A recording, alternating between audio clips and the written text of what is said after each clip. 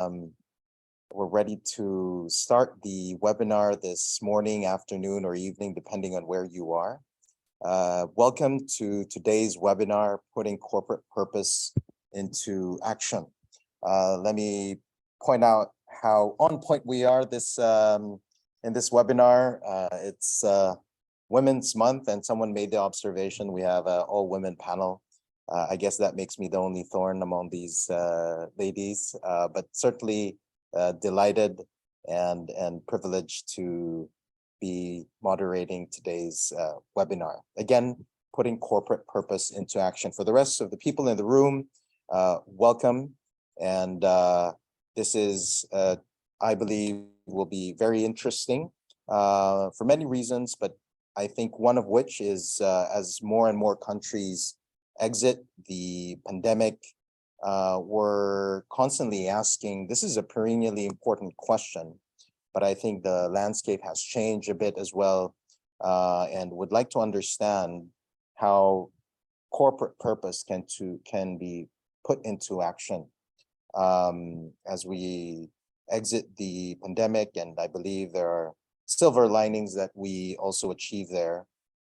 And so just a quick introduction, but I'll ask the rest of the panel to introduce themselves as well. Nadia Terfus of Economics of Mutuality, Managing Director. We also have Florence Cheng, Head of Impact Strategy and co-founder of Social Ventures Hong Kong, and Esther Ann, Chief Sustainability Officer at City Developments Limited. Today's agenda, you see that on your screen. An overview of today's conversation. We'll look towards Nadia for sharing about economics of mutuality, also providing that landscape appreciation for corporate purpose and how it looks globally, and what are the main thrusts and the direction and trends that she sees. We'll then invite into the room Esther and Anne to have a panel discussion providing an Asian context and how they see things from the ground, so to speak, both in Hong Kong and Singapore.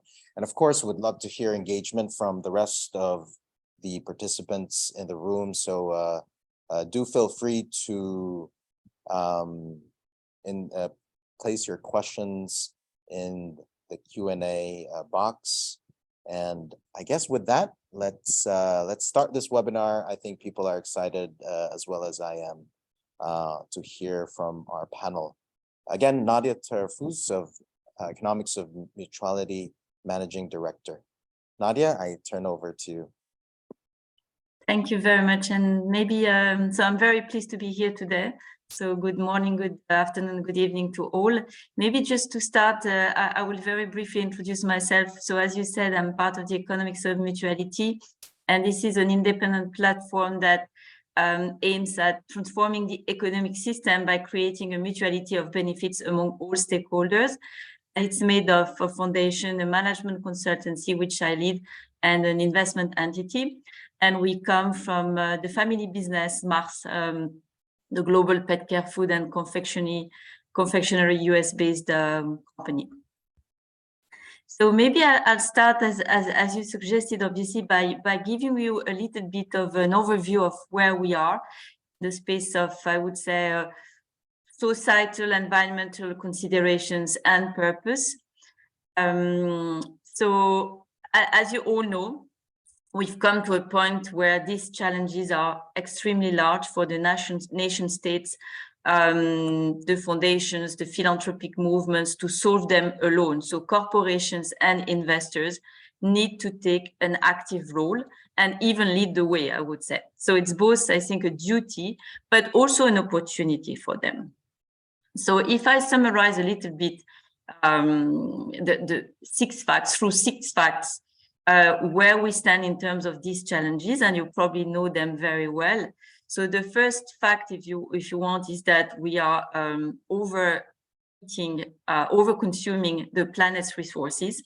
1.8 almost Earths are now needed each year to sustain the current standard of living. The second one is obviously the climate change issue that you all know. Temperature rise needs to be held below 1.5 degrees Celsius, and we are heading way above. And that will not only damage the planet, but also the economy, both. And we could, lose up to 10% of global GDP. The third one, which is related as it's a bit of an impact of the climate change, is droughts, and a quarter of the population lives in extremely high water stress regions. Droughts and water stress, basically. The fourth one, if we go to the next page, is that we are facing huge inequalities worldwide. The top 1% controls 40% of the wealth, the top 10% close to 80%. And the last two basically, the last two are about the fact that we have collectively lost hope about upward mobility and lost trust, damaging social cohesions and leading to a rise of populist movements and political polarization. So obviously, I mean, it's not to depict a gloomy picture, but a lot is broken in our economic and social model. And I think we all agree, hopefully, that the cost of inaction is way higher today than the cost of action. And I think businesses and investors cannot not realize that they cannot thrive in societies that fail, basically. So we do have a unique opportunity to reshape our future, and that means not just returning to what it was potentially before the COVID, but really choose a way forward that help us all thrive. So I mean, you've all heard about, paradigm shifts from the current paradigm that aims at maximizing financial profits for shareholders to a paradigm that takes the needs of all stakeholders into account, bring benefits to employees, consumers, communities, the planet on an equal priority with shareholders. So I think we have to recognize that some efforts have been made. And if we go to the next page, you will see more and more governments, investors, companies, consumers want societal and environmental considerations to be more prominent in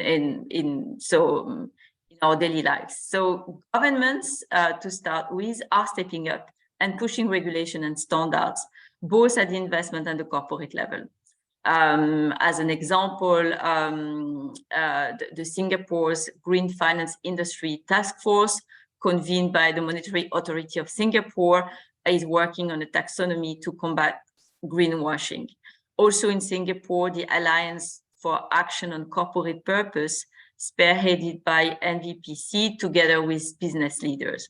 In the EU, you may have heard about the CSRD, the Corporate Sustainability Reporting Directive, that will apply to 50,000 companies very soon.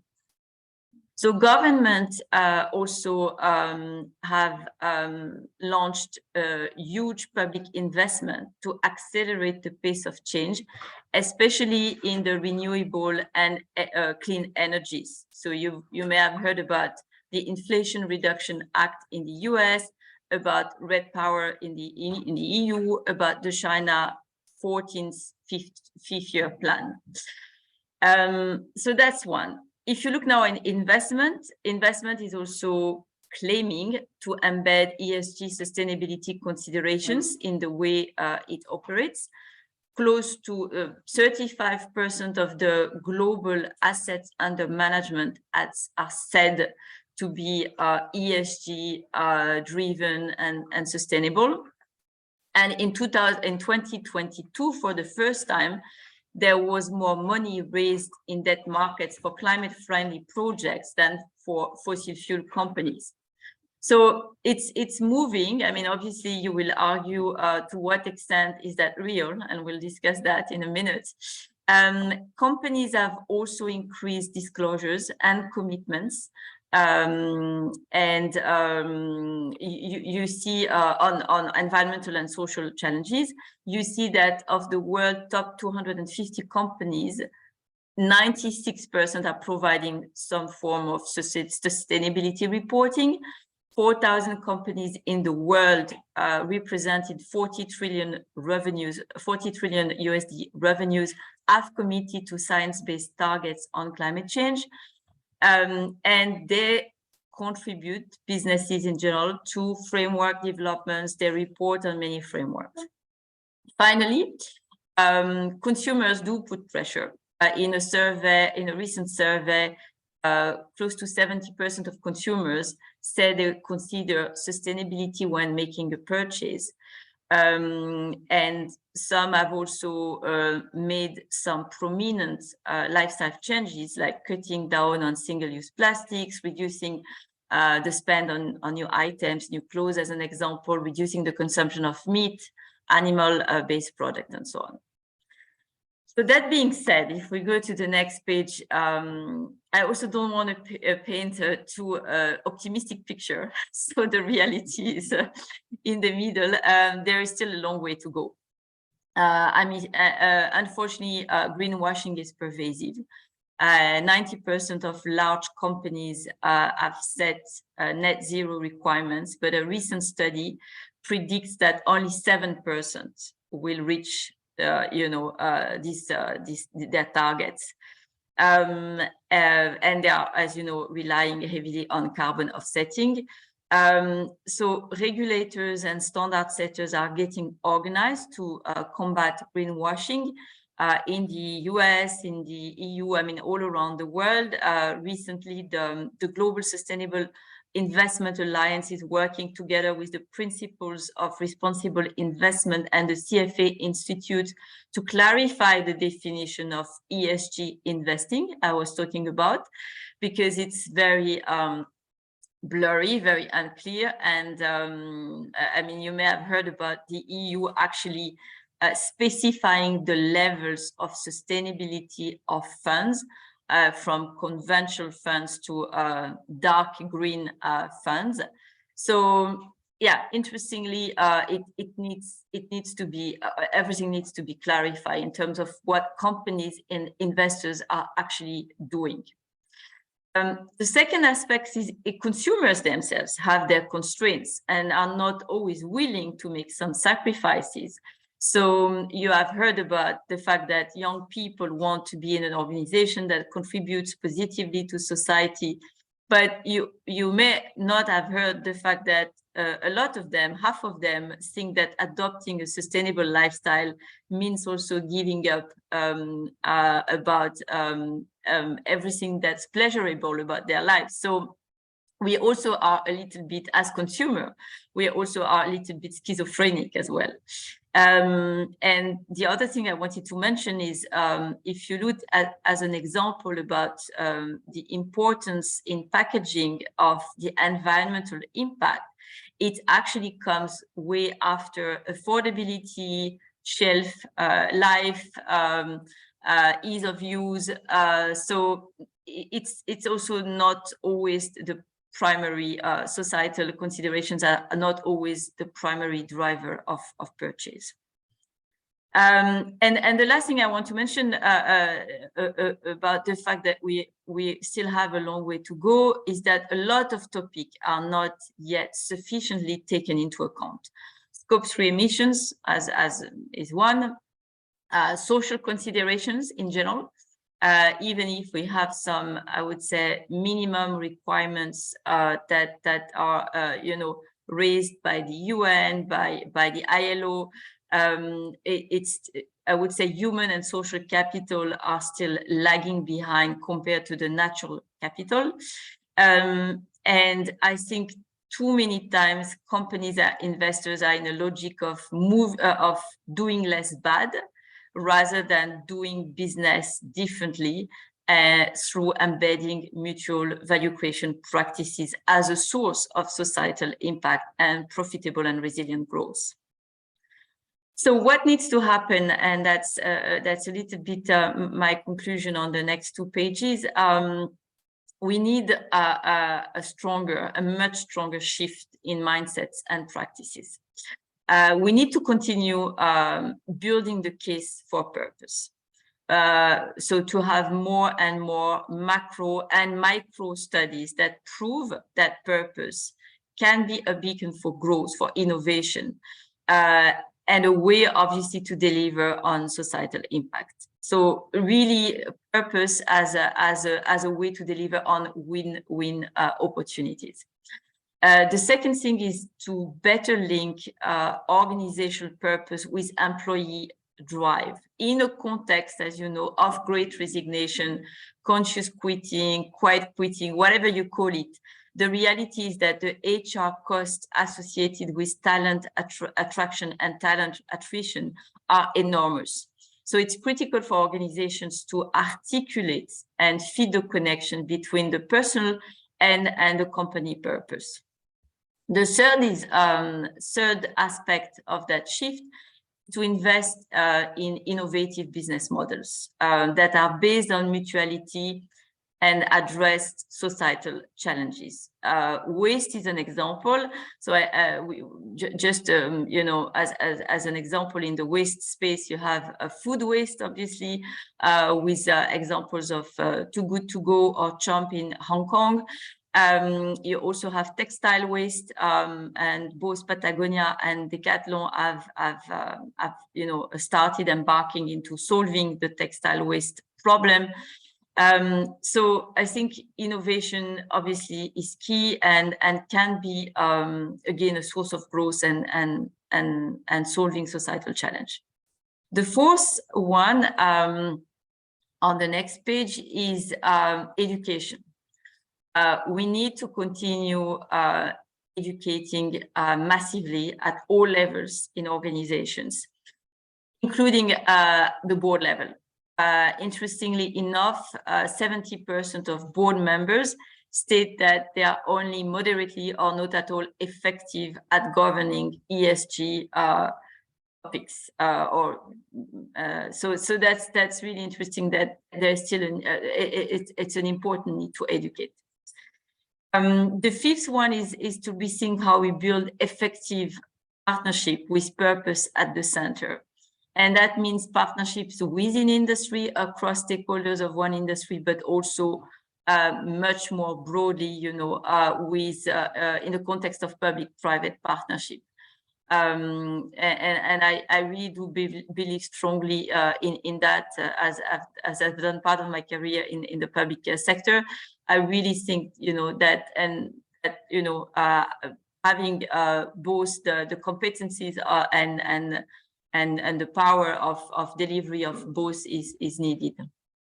And the last one is to accelerate the development of measurement tools. I mean, there are many things that you can think of, obviously, satellite imaging to track and better predict environmental challenges, a supply chain tracking and blockchain tool for improved traceability.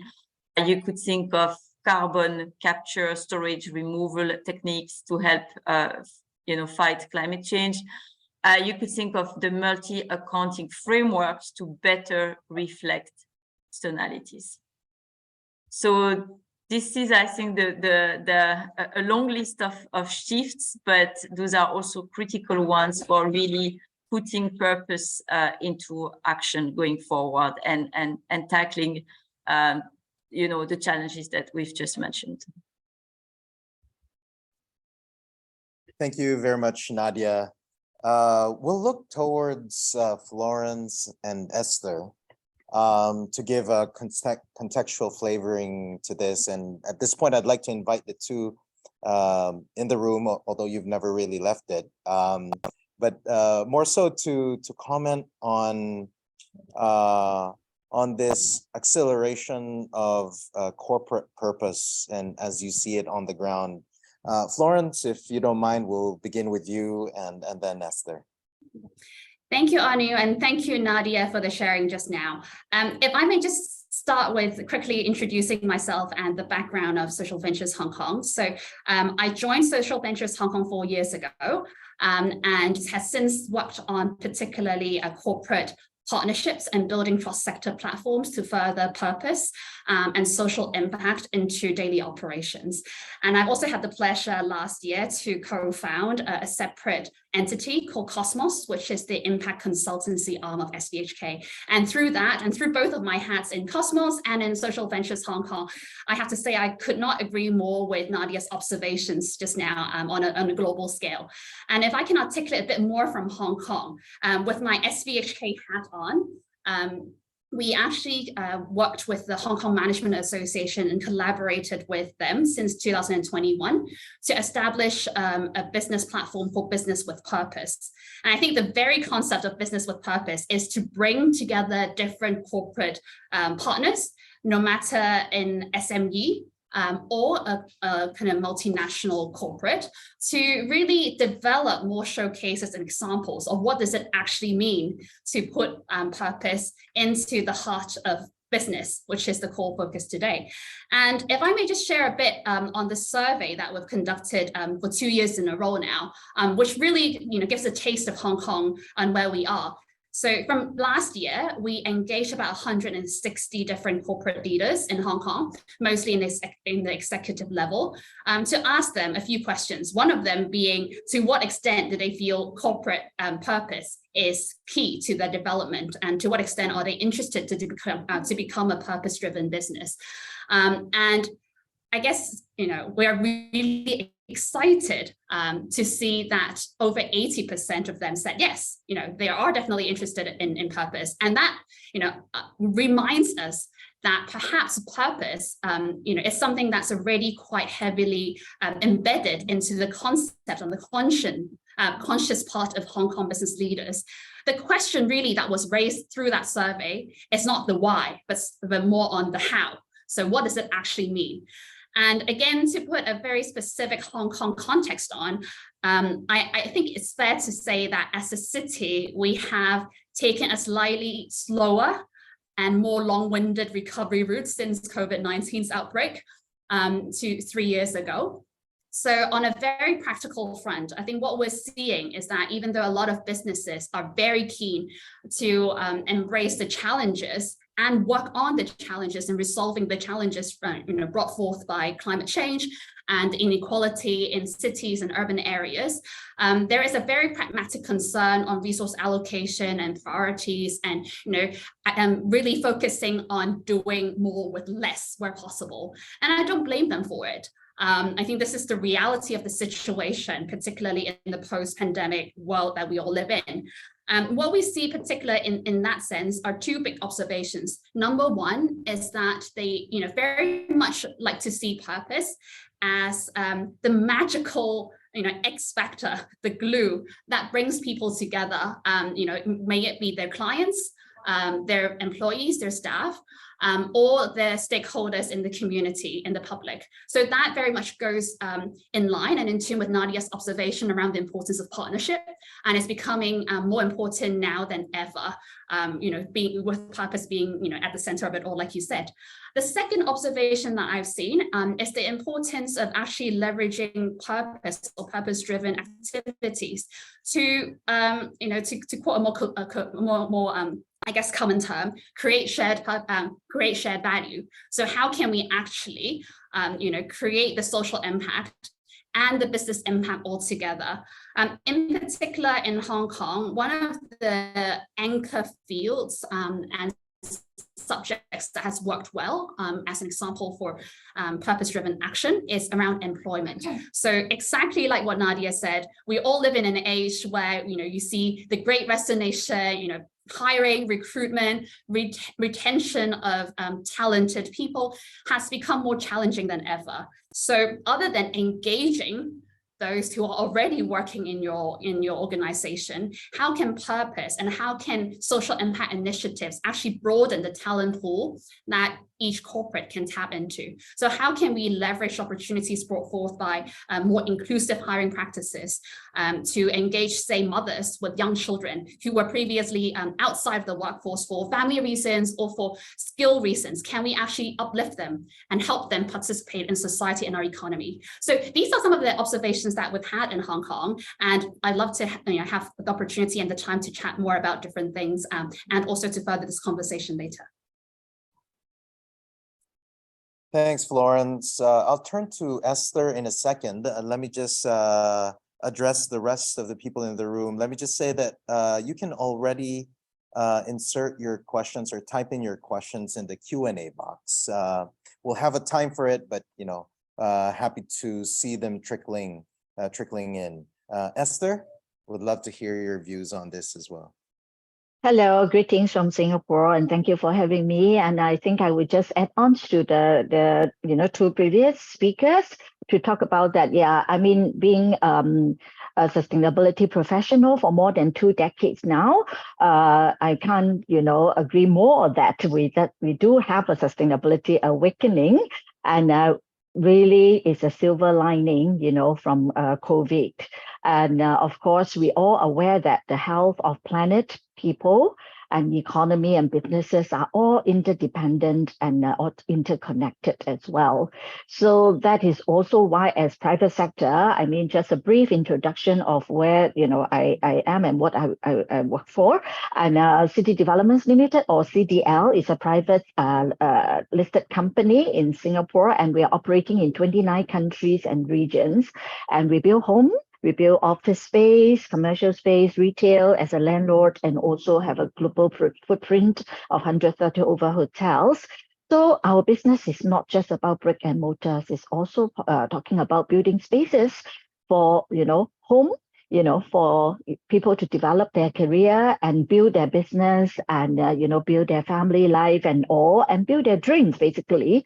So I think that's why we started our sustainability journey or environmental journey very early, as far back as 1995.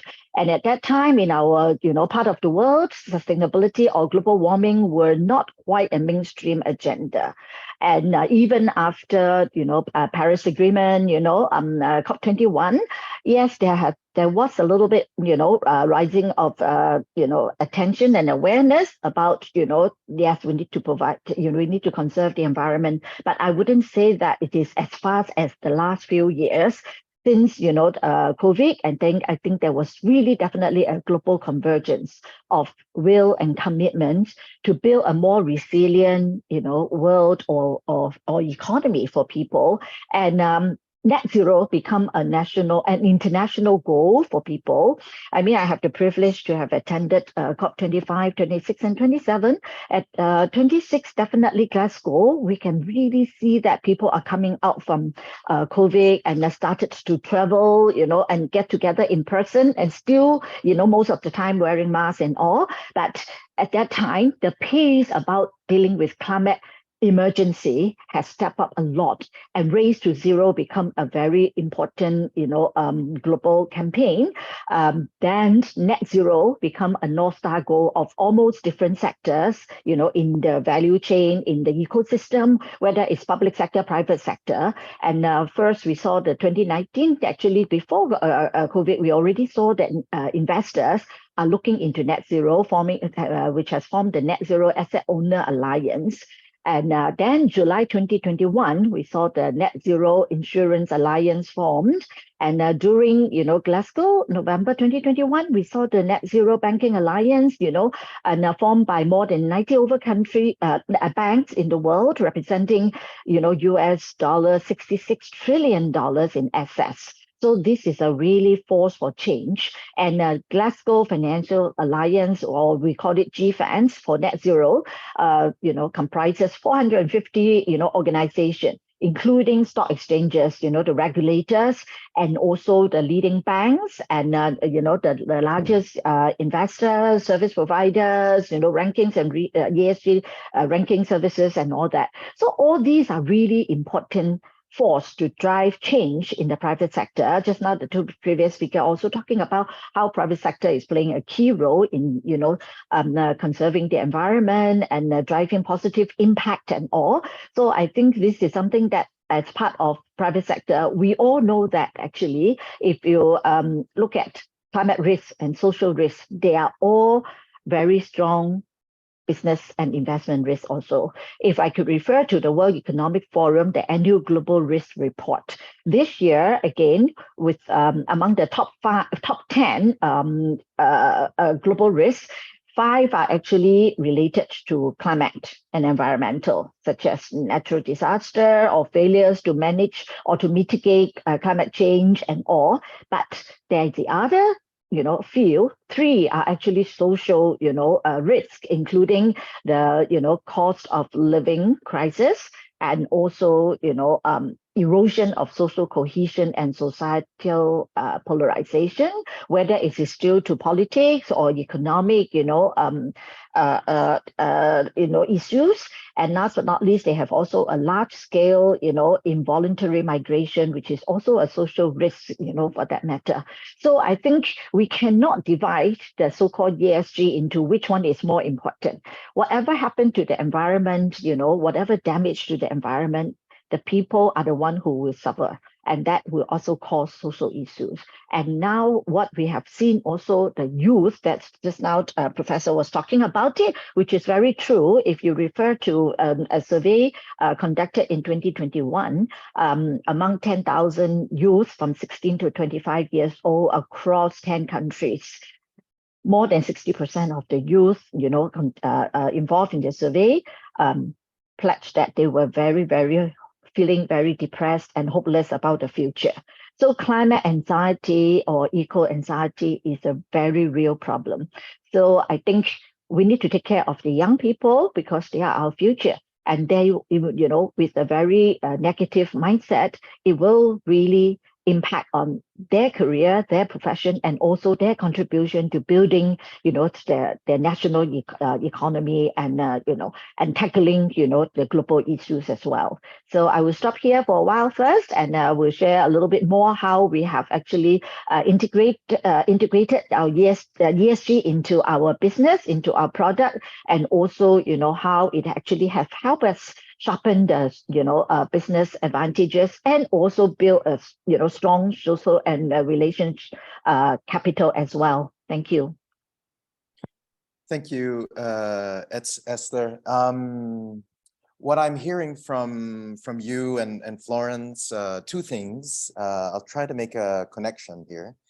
One is you see this acceleration towards sustainability, which definitely aligns with Nadia's point earlier. And this acceleration is something that we could leverage. Hence the point of Florence about there is a consensus about the why of things, that pretty much there's a strong build up to the direction that we should be taking about corporate purpose. The question now is, how do we do it? How do we put into action, as the title of today's webinar rightly puts it?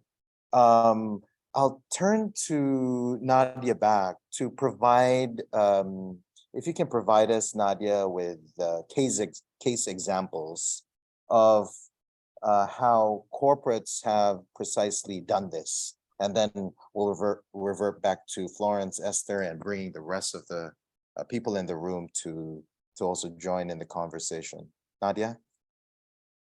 Thank you very much. Happy to do that. And yeah, I also completely agree with what was said. And I just wanted to add maybe that what we believe in at the Economics of Mutuality is that purpose, as I said, can be a driver of mutuality, of mutually beneficial relationships.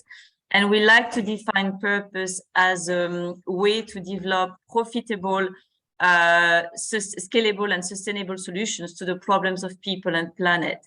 And for us, putting purpose into action requires to understand and mobilize your employees, within your organization around the purpose, to understand your external stakeholders.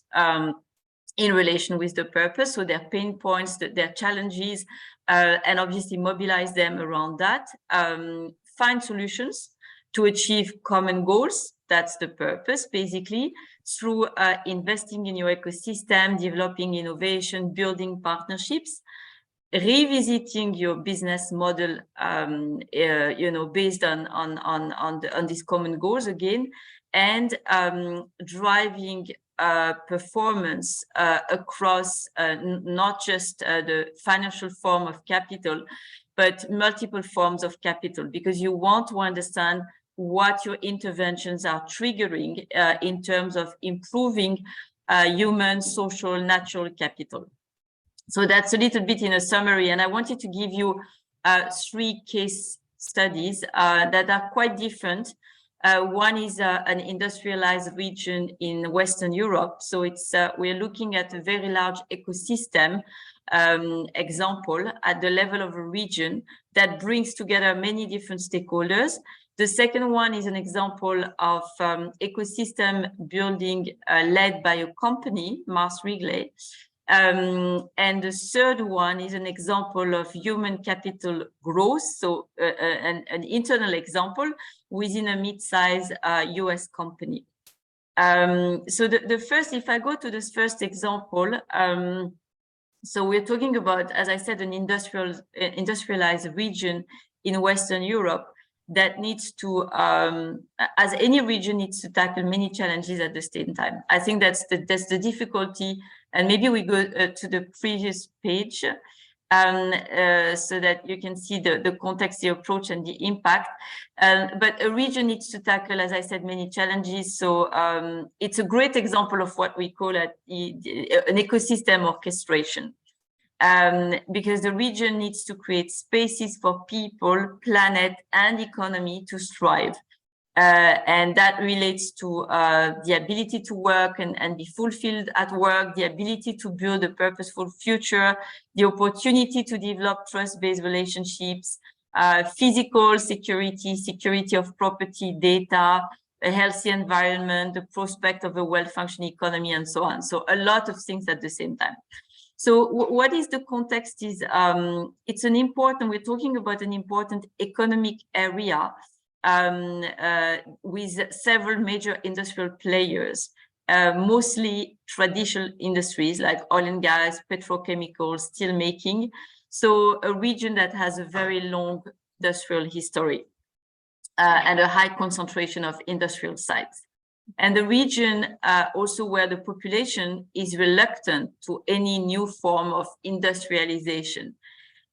So what basically the government at the regional level decided to do is to rethink the growth development model, together with stakeholders. So not doing that on its own, but really embarking a set of stakeholders. So obviously the local authorities, the state agencies, the companies, the inhabitants, the unions, the associations, the universities, and so on.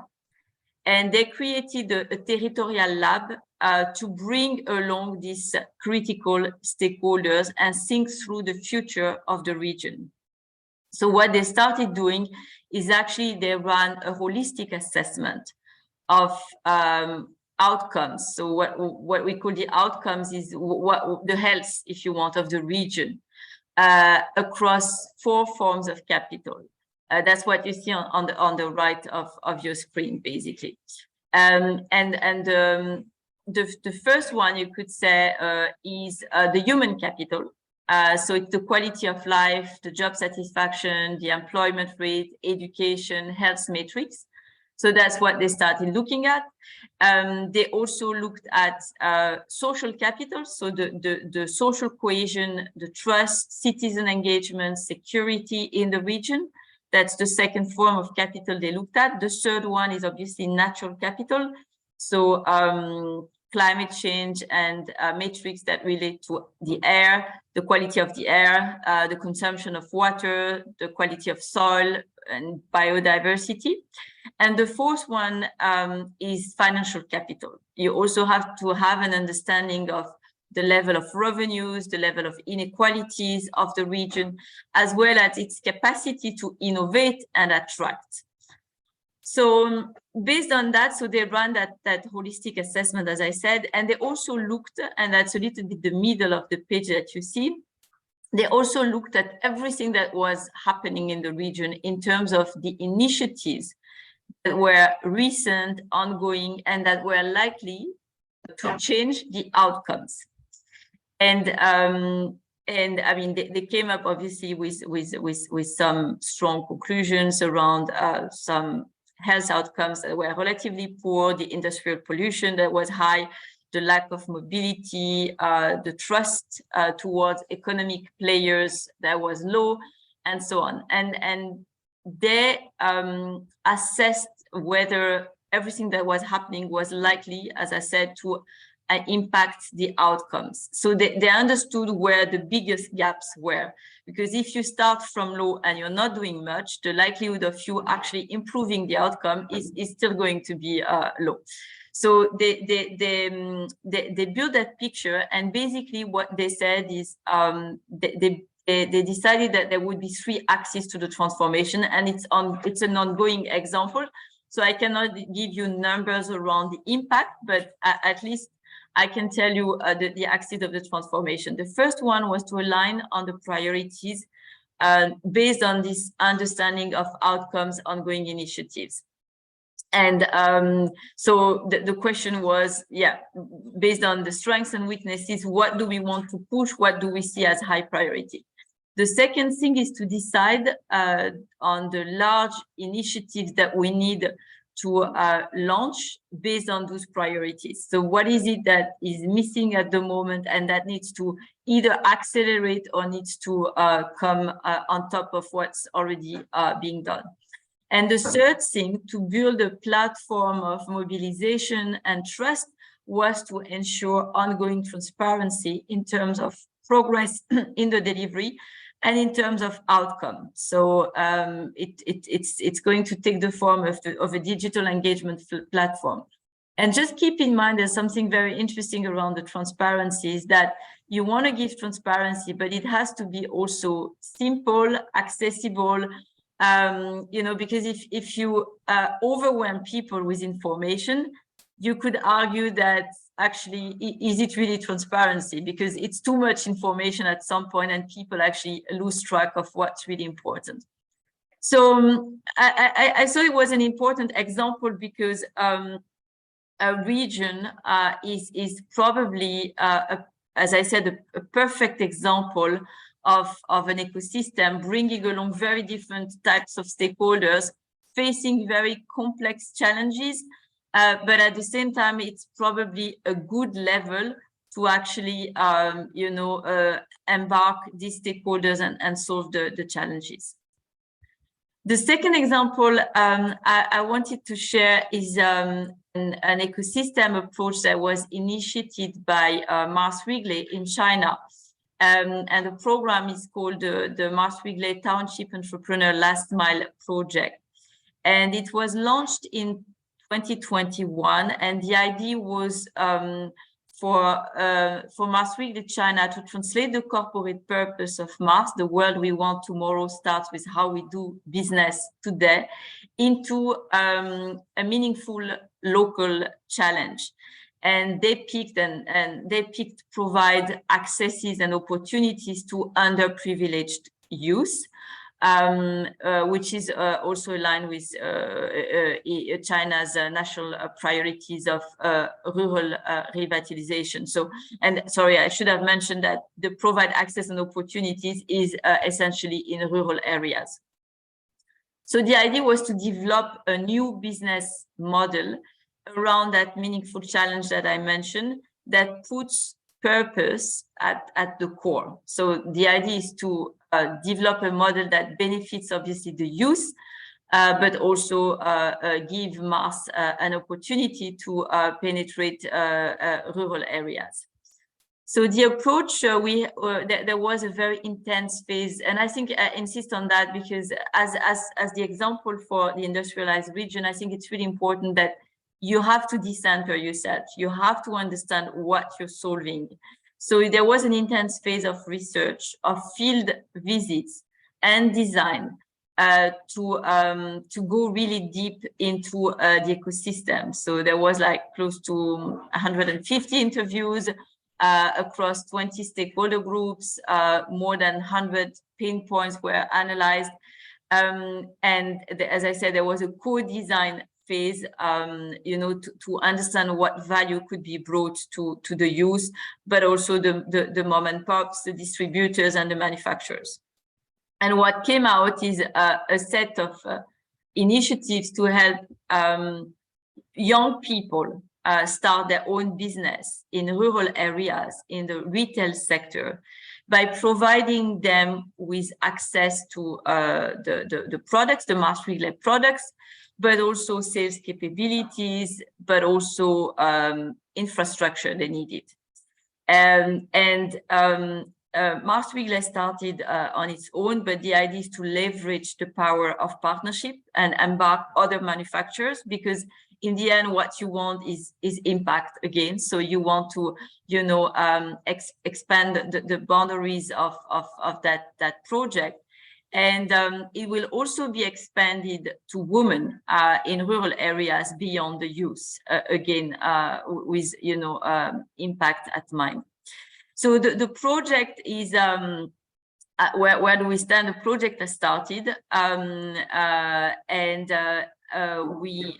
it could impact several thousand people, youth and women, through obviously job creation. But also what is important is not just to provide a job, but to improve satisfaction of people with their life, with their job, with their income. And the initial results are, I would say, very encouraging, because most participants today reported that their income levels have shown significant improvements and exceeded the local per capita income by more than 50%. So, and obviously for Mars, because again, we are in the mutuality, for Mars, that will be obviously a significant contribution to revenue growth, for Mars and other manufacturers that will join. And this project, I think it's important mentioning that it was among the winners of the 4 Good Award business for good top 10 companies. So it's one of the top national social innovation awards in China. The third example that I wanted to give, if we go to the next page, that's this example of a US mid-sized company that has 500 employees in the IT sector. And the company has been built over time through different waves of M&A, if you want. And as many companies in the sector, potentially amplified by these waves of M&A, the company was facing a major issue of turnover, and the leaders wanted to understand what was driving it and how they could act upon it. And as you know, obviously, depending on workers' circumstances, the drivers can range from, for work, can range from very transactional considerations, like better pay, benefits, to intrinsic considerations, such as better alignment with personal values, mission, purpose. So what they did is that they ran the Economics of Mutuality, a business BI solution, business intelligence solution for human capital growth, that helped them quantify the key drivers of employee recommendation. So the tool is made of 15 drivers, again, from the working condition to trust, to belonging, to purpose. And what it does is that it helps companies prioritize actionable insights. So there, it allowed them to understand what truly mattered in their organization. And the results were roughly the following. They had a clear strength around diversity and inclusion. And they realized that they probably needed to diversity and inclusion of minorities. And they realized they needed probably to communicate much more on that, as it was a competitive advantage. They had a clear Achilles heel or clear weakness, if you want, on inclusive organizations. So meaning there was a perceived lack of a two-way communication between employees and leaders. They felt they were not sufficiently listened. And what the company did is they deployed an app to drive much more employee listening, employee engagement. And the third thing that came out is that there were some low-hanging fruits. So those were neither weaknesses, neither strengths, but some parts of the organization rated it relatively high, some parts rated it low. And those low-hanging fruits were around the trust in and the cooperation with leadership. So what the company did is they introduced a matrix organization to strengthen the relationships again between leadership and employees and the delivery teams. And the second low-hanging fruit was around purpose in practice. So some people needed a clear sense of purpose. And what they did is that the app that they had developed to drive employee engagement also included some aspects that relate to people's vocation. And that helped the organization understand better how to frame the organization purpose and how to link it to people's vocation. And what it led to is a very significant reduction in turnover, as well as an increase in employee morale.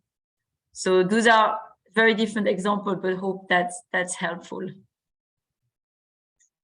Thank you very much, Nadia. These are very helpful case examples. And in fact, I'll lift two in particular that you raised. One is on employee engagement. And another is on partnerships and collaboration. But I'll start with employee engagement.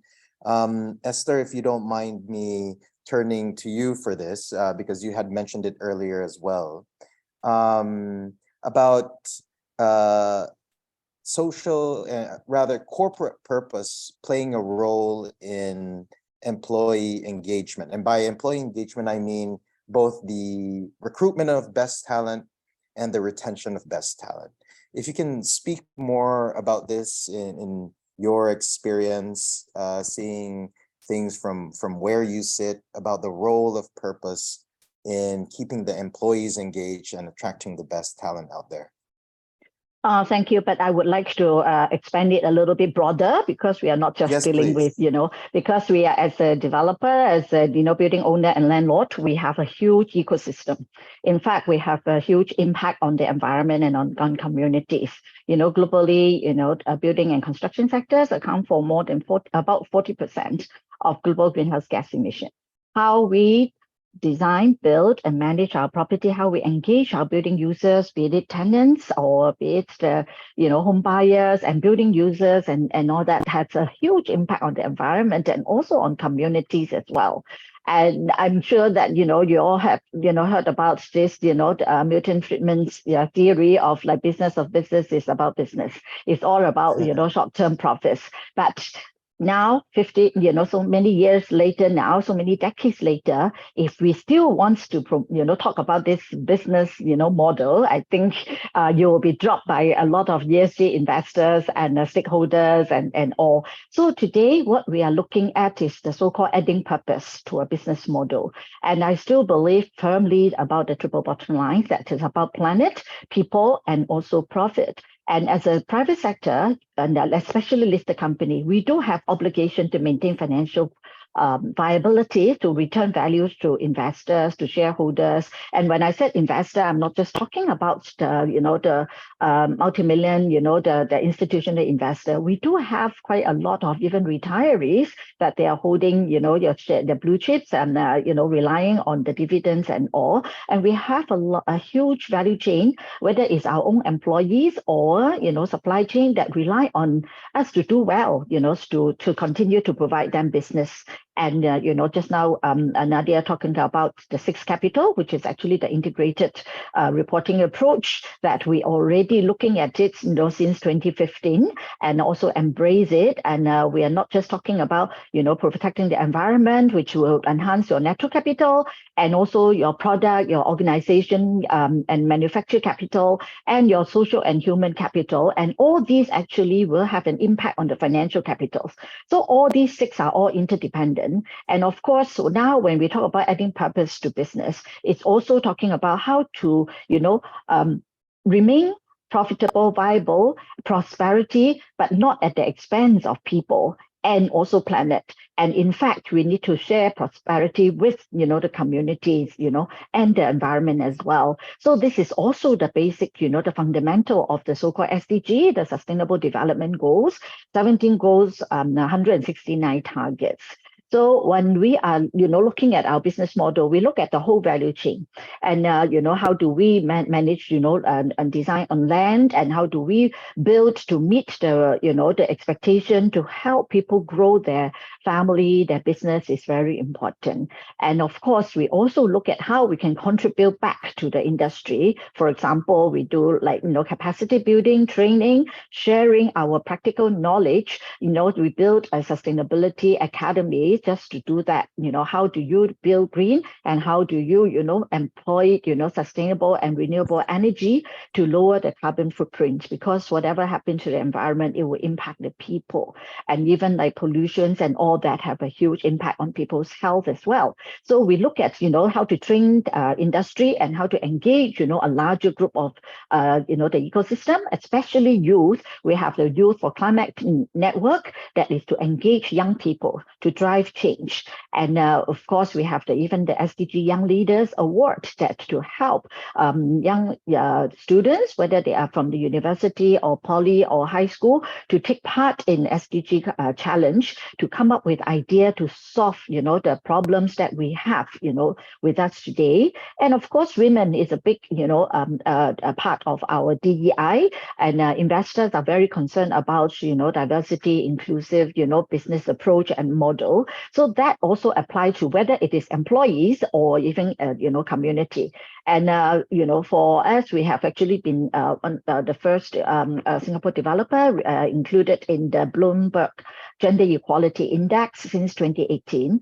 And as in a male-dominated industry, we are very, pleased that we have maintained 69% of our staff force as women, and even at the head of department level, 50% are women. So we are looking at all these diversity issues, inclusive issues, and and how can we also educate the people outside our organization to get them on board, to build a more sustainable, not just cities, not just physical buildings, but also communities as well. So I think, these are the things that is not just benefiting our employees alone. Yeah. Yeah. Thank you, Esther, for that panoramic vantage point. Florence, I could see you unmuted yourself. Would love to hear you chime in. Yeah, I mean, I could not agree more with Esther. If I can just share an example of something that we've seen using purpose as an anchor point to engage staff, and actually, in a broader sense, to recruit staff in Hong Kong. So hopefully I can also address one of the questions that's been raised in the Q&A box as well. At SVHK, Social Ventures Hong Kong, we worked with a luxury hospitality group starting 2 years ago. They were developing an impact strategy, looking for a direction. They know that they have a corporate purpose that's been set forth with the mission to create authentic travel experiences that has a local touch, and also to bring social impact to wherever they choose to operate. So that clear purpose is set. Obviously, the natural question is how. With that in mind, with that mission in mind, we've worked with this organization to start thinking about how they can recruit and upskill overlooked and undertapped talent pools within the specific area where they operate. So as it happens, they operate in Tsim Sha Tsui in Hong Kong, which is a neighborhood that is particularly diverse with people from ethnic minority backgrounds and people from refugee backgrounds. And so we have worked with NGOs and connected NGOs with this hospitality group to start thinking about how their beneficiary groups can be incorporated into the hotel management and F&B operations roles. So that wasn't an easy task. As you can imagine, there was a reason why they were previously underemployed. But I think with the perseverance and effort from both NGO side and from the business side, we actually managed to expand the original reach recruitment-wise for the hospitality group into these previously overlooked pools. And we've helped actually to address two problems at the same time. Obviously, the opportunity gap with these underprivileged and marginalized communities. And also secondly, for the business, it actually addresses the talent gap that they're desperately looking to plug. And I think what's most important about this particular example is that even though obviously we have no ambition and we are not looking to completely turn this hospitality group into a DEI employer with just our marginalized groups as employees, that's definitely not the intention, but it provides a very good pathway to showcase what a hotel can do. To put their purpose of authentic experiences and social impact in neighborhoods into practice. And the most, I guess, heartwarming bit to me is that even though it started as a very small pilot, the hotel team actually, really appreciated effort and felt that it really plugged into the business need that they have around the world. And they are actually in the middle of developing an internal manual on how to actually engage local partners, convene local platforms with NGOs, and identify marginalized groups so that can be brought into the workforce to make it a more diverse and inclusive place to work in. And that, that is a very good example of how, purpose initiative or for purpose venture could have started as a pilot for 10 people. It could start with that, but it can eventually scale and it can have a global significance, which I guess is ultimately what we're trying to achieve to do more with less. Thanks, Florence. I also think that the example speaks to the fact that business and purpose don't necessarily have to come in a particular sequence. That from the get-go, purpose is integrated into the business. I'd like to deliver on my promise to the rest of the people in the room, and I said that you can chime in on with your Q&A questions. So I'll begin with that of Mayor from Mayor and address to Nadia on how nonprofits, and let me add social enterprises, how they can work better and engage with corporates. Florence and Esther, if you'd like to chime in on that as well, please do. But I'll begin with Nadia. Oh, happy to take that question. So I wanted maybe to just give you an example of that, because I do think that basically there are a lot of ecosystems where when you come as a company, as an investor, your ability to actually mobilize this ecosystem is not necessarily going to be easy. And you will need to, the collaboration of the NGOs to embark people towards a common goal. So I wanted to give you an example around, so it's again a Mars example, but I think it's an enlightening one, and it's how the Economics of Mutuality started. So Mars saw an opportunity to improve the income and the well-being of impoverished communities in the suburbs of Nairobi in Kenya. It was also interesting potentially business-wise because those were white spaces, as you can imagine, because traditional distributors didn't have access to these places at an affordable cost.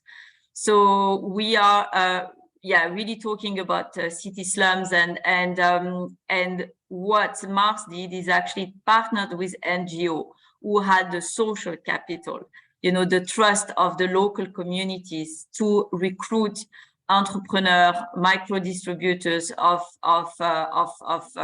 Mars and other brand products.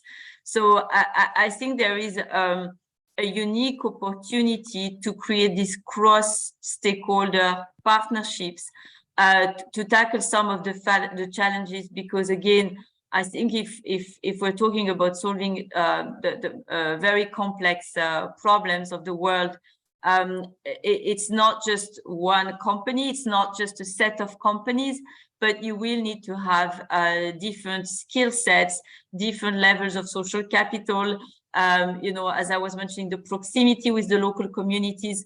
So I think that's really, obviously, to the extent that there is a common purpose that can unify all these stakeholders, I think working towards the purpose is something that can be done very effectively if you embark the NGOs. So that was, again, an interesting example, because I just wanted to mention that when you're a big company and you want to recruit this entrepreneur, you can't just apply the typical recruitment process that you're used to. You know, so you have to think very differently, and finding people who are trustworthy requires you to involve the NGOs. So that's a little bit. That's just an example, but I thought it was probably more lively to respond to that question through an example. Could I chime in? Yes, actually, as private sector, we work very closely, not just with NGO, but public sectors as well. Yes. And Yes. I just give you an example of our Singapore Sustainability Academy that was actually designed and built, you know, with the 6 government agencies support, because purely private sector have to, you know, fund everything, pay for it, and make it a net zero building. And as a building sector, as a private sector, when we talk about green building, nothing beat, you know, building it to physical form. How do we manage it and how do we track the performance and not only provide, you know, power the whole operation using solar energy? And we partner with 15, you know, industry partner in the beginning in 2017 when we opened it. And today we have actually engaged more than 100 over partners. And most importantly, we gave half of the space that we built to an NGO called Sustainable Energy Association Singapore, which actually promotes, you know, the adoption of sustainable and clean energy in the ASEAN region, not just in Singapore, and also build capacity. So there are many forms of creating positive impact, not just about the needy or the disadvantaged, because building knowledge is also something that it is very important in order to, you know, to green our planet, to really save, you know, our planet for humanities. So this is one example. And then the other example is also about impact investing. Quite some years ago, I was speaking at ABP, and we are also talking about the line between ESG investing and impact investing is graying, so that, you know, actually we can channel funds to actually invest in technology, innovation, startup that can actually help, you know, contributes to sustainable development as well. So this particular incubator for SDG we set up a few years back. We provide rent-free space again in the CBD area that provide rent-free for startup that we selected, you know, up to 1 year. So if those startups who are actually, you know, align their business with serving any one of the SDG, whether it is clean energy, climate action, gender equality, and all that, can apply for the space up to 1 year. And why up to 1 year is like, for all these startups, you know, some survive, some don't. They have to review their business model. If after 1 year they cannot be on their own, you know, then, you know, they have to go back. And what we do is not just a physical space. We provide them mentorship. We provide them assets to help them to access to impact funds and investors as well. So for those that we have already have quite a few alumni who have successfully, upscale their business and move out of the, of the incubator and give room to other, new startup. So I think this is a way of, paying it forward and also, expanding the help rather than write check. Writing check is just like benefit them for just a short term, but you must help them how they can make their business, grow and succeed. Yeah. Yeah.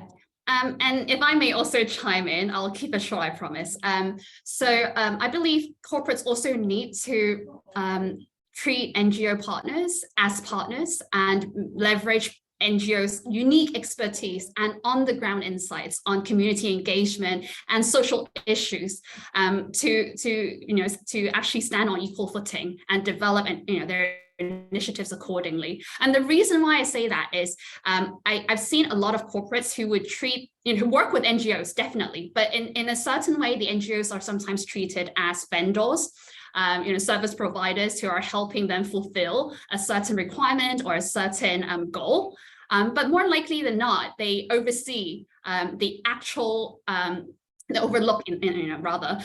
actual benefit and insights NGOs can bring to actually fine-tuning any purpose or for-purpose ventures initiatives.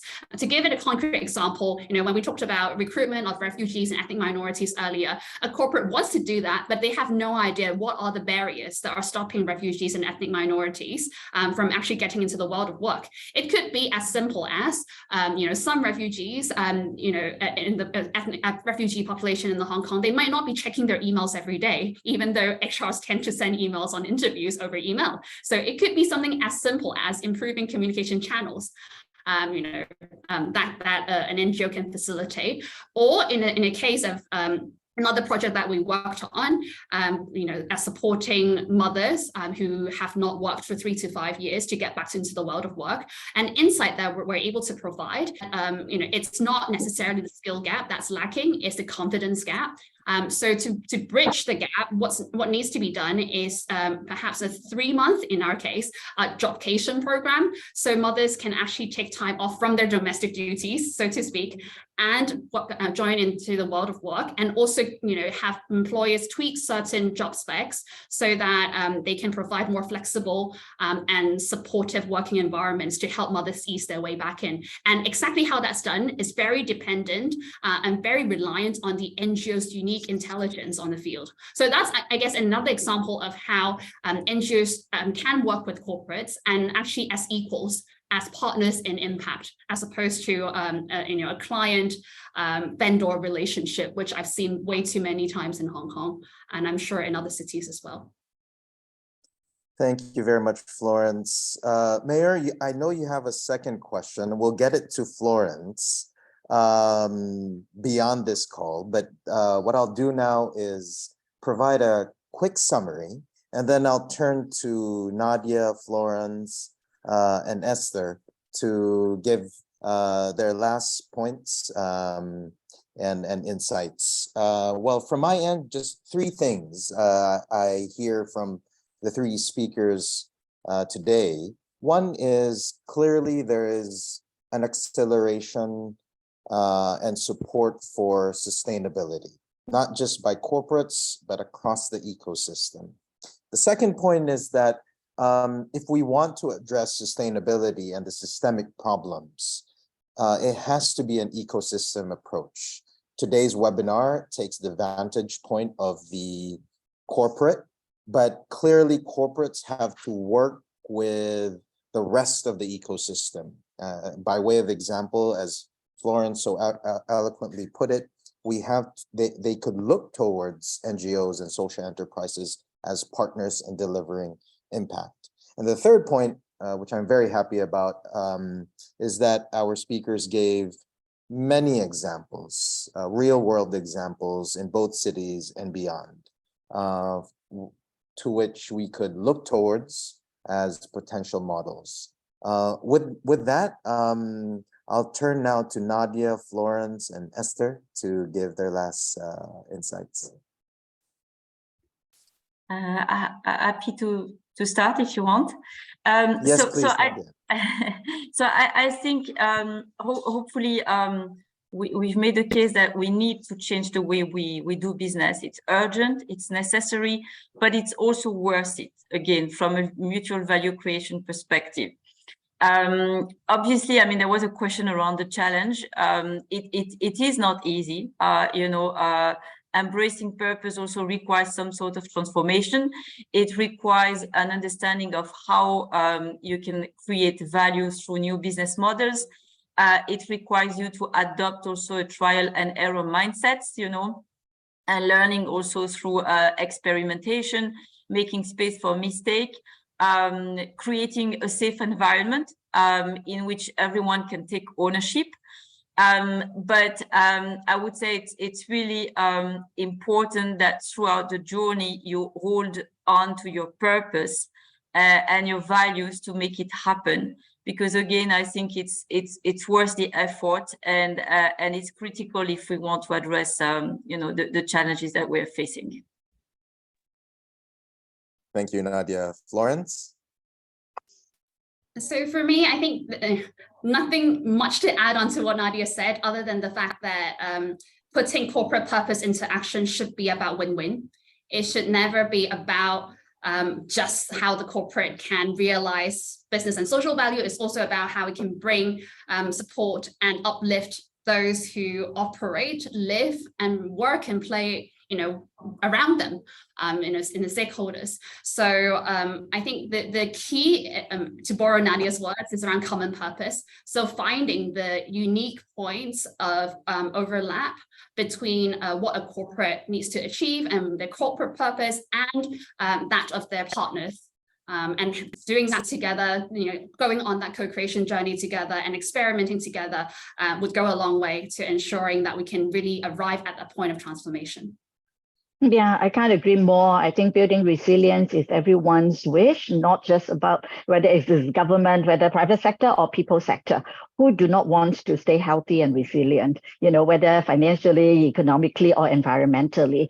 And no one can work alone. Everyone have to come in together. And I always believe in the ABC approach of how private sectors can actually support global agenda and the net zero and the clean and sustainable future. One is we need to align our business model and goals with the international global goals and national goals. And then the second one is you have to make it a business case. To succeed. You need resources. You need to continue, to be able to have the resources to support worthy causes. And C is collaboration. And everybody can chip in, whether you're individual, private sector, public sector, or people sector. And impact investing is very important to actually channel capitals to the causes that we need to build a sustainable world and future. Thank you. With that, thank you for joining us in today's webinar. It's been a tremendous pleasure facilitating, moderating this panel. To the group and participants in the room, thank you. And to Esther, Florence, and Nadia, thank you very much. Have a pleasant evening, everyone. Thank you. Bye-bye. And thanks, Bye, Arnu, thanks. for facilitating. Thank you. Thank you.